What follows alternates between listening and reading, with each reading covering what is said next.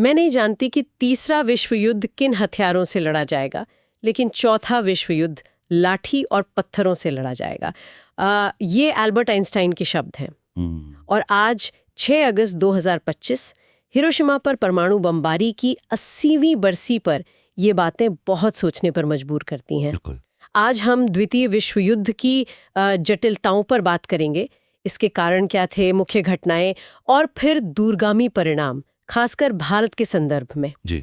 और हमारी ये चर्चा इंडियन एक्सप्रेस में छपे एक विश्लेषण पर आधारित है। हाँ। ये विषय यूपीएससी उम्मीदवारों के लिए, मतलब मेंस और प्रीलिम्स दोनों के लिहाज से अहम हो सकता है, और आम जानकारी के लिए तो है ही। निश्चित रूप से सोचिए, करीब 100 मिलियन लोग इसमें शामिल हुए और 5 करोड़ से ज्यादा मौतें, जो उस वक्त दुनिया की आबादी का लगभग 3% था। बहुत बड़ा आंकड़ा है ये। तो सवाल ये है कि आखिर इतने बड़े संघर्ष की जड़ें कहाँ थीं, शुरुआत कहाँ से हुई? देखिए, इसकी शुरुआत तो हम पहले विश्व युद्ध के बाद हुई वर्साई की संधि 1919 से ही देख सकते हैं। अच्छा। जर्मनी पर जो कठोर शर्तें थोपी गईं, उनसे वहां एक तरह का अपमान और उग्र राष्ट्रवाद वो पनपा।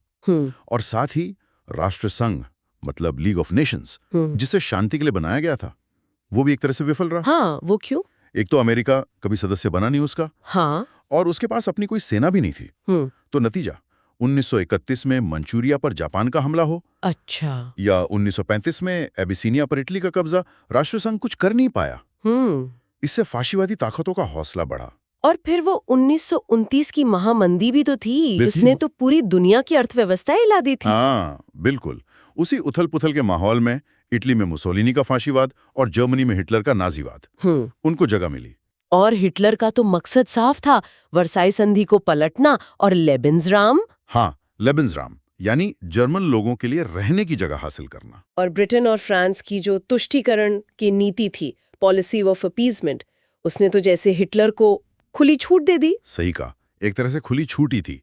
1936 में राइनलैंड पर कब्जा कर लिया, 1938 में सुडेटनलैंड ले लिया, फिर 1939 में तो पूरा चेकोस्लोवाकिया ही हड़प लिया, और कोई ठोस कार्रवाई हुई नहीं।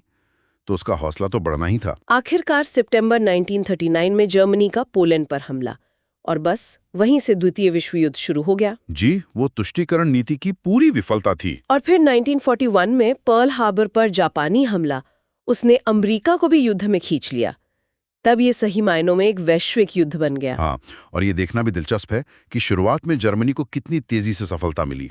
उनकी वो ब्लिट्जक्रिग रणनीति, बिजली की तेजी से हमला, है ना, टैंक और हवाई हमले एक साथ। बिल्कुल।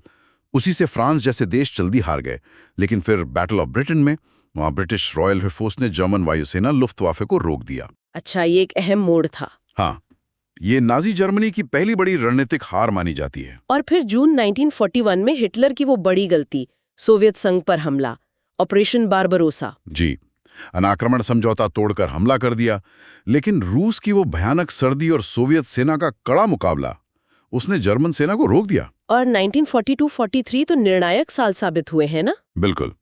प्रशांत में मिडवे की लड़ाई हुई, जहां अमेरिका ने जापान को हराया, और उधर पूर्वी मोर्चे पर स्टालिनग्राद की लड़ाई। हाँ, स्टालिनग्राद। वहां सोवियत संघ ने जर्मनी को जो शिकस्त दी, वो युद्ध का एक बहुत बड़ा टर्निंग पॉइंट था। अब जरा परिणामों पर आते हैं। वो तो बहुत ही भयावह और दूरगामी थे।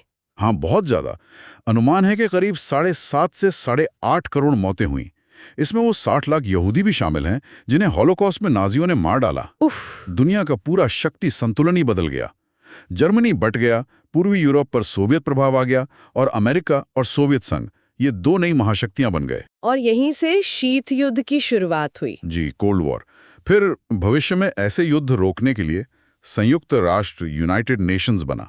राष्ट्र संघ की कमियों को दूर करने की कोशिश की गई। हिरोशिमा नागासाकी ने परमाणु युग की शुरुआत कर दी। हाँ, और एक और बड़ा परिणाम था उपनिवेशवाद का अंत तेज होना, मतलब डीकॉलोनाइजेशन। यूरोपीय ताकतें कमजोर हो गईं, तो उनके उपनिवेश आजाद होने लगे। और इसी डीकॉलोनाइजेशन का असर सीधा भारत पर भी पड़ा। बिल्कुल। हालांकि युद्ध के दौरान भारत को आर्थिक रूप से बहुत नुकसान हुआ। महंगाई बढ़ी, टैक्स का बोझ बढ़ा, और 1943 का वो भयानक बंगाल अकाल, लाखों लोग मारे गए थे। हाँ, वो बहुत बड़ी त्रासदी थी। लेकिन इसी युद्ध ने दूसरी तरफ भारतीय राष्ट्रवाद को और मजबूत भी किया। जैसे सुभाष चंद्र बोस और इंडियन नेशनल आर्मी, INA। जी, INA का गठन और उनका संघर्ष, वो कई भारतीयों के लिए एक प्रेरणा बना और युद्ध ने ब्रिटेन को आर्थिक और सैन्य रूप से इतना कमजोर कर दिया था कि भारत पर नियंत्रण बनाए रखना मुश्किल हो गया। सही। और जो भारतीय सैनिक यूरोप से लौटे, उन्होंने भी वहां आजादी देखी और अपने यहाँ के हालात देखे, तो स्वतंत्रता की मांग और तेज हो गई। इन सब चीजों ने मिलकर भारत की आजादी का रास्ता तैयार किया, जो फिर 1947 में मिली। भारत के अंदर भी तो युद्ध को लेकर अलग-अलग प्रतिक्रियाएं थीं। हाँ, मिलीजुली थी।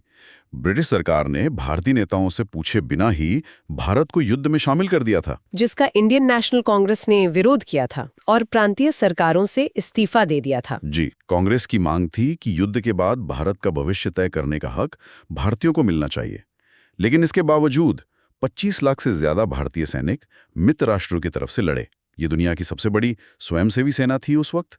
और दूसरी तरफ मुस्लिम लीग और हिंदू महासभा जैसे समूह भी थे। हाँ, उन्होंने ब्रिटिश युद्ध प्रयासों का सशर्त समर्थन किया, इस उम्मीद में कि लड़ाई के बाद उन्हें कुछ राजनीतिक फायदा मिलेगा, स्वायत्तता मिलेगी। और महात्मा गांधी जैसे नेताओं ने उन्होंने इस स्थिति का इस्तेमाल स्वतंत्रता आंदोलन को मजबूत करने के लिए किया। बिल्कुल, उन्होंने युद्ध की परिस्थितियों को स्वतंत्रता की मांग को और तेज करने के अवसर के रूप में देखा। तो कुल मिलाकर हम कह सकते हैं कि द्वितीय विश्व युद्ध की जड़ें बहुत गहरी थीं। उसने पूरी दुनिया को बदल दिया और भारत की स्वतंत्रता की कहानी में भी एक निर्णायक मोड़ साबित हुआ। हाँ, और ये हमें आज के लिए एक अहम सवाल पर लाता है। हिरोशिमा की त्रासदी और द्वितीय विश्व युद्ध की भयावहता के 80 साल बाद क्या दुनिया ने, खासकर आज जब हम इतने भू राजनीतिक तनाव देख रहे हैं, क्या हमने संघर्षों को टालने और शांति बनाए रखने के लिए जरूरी सबक सीख लिए हैं? ये वाकई एक बड़ा सवाल है, सोचने वाली बात है। जी।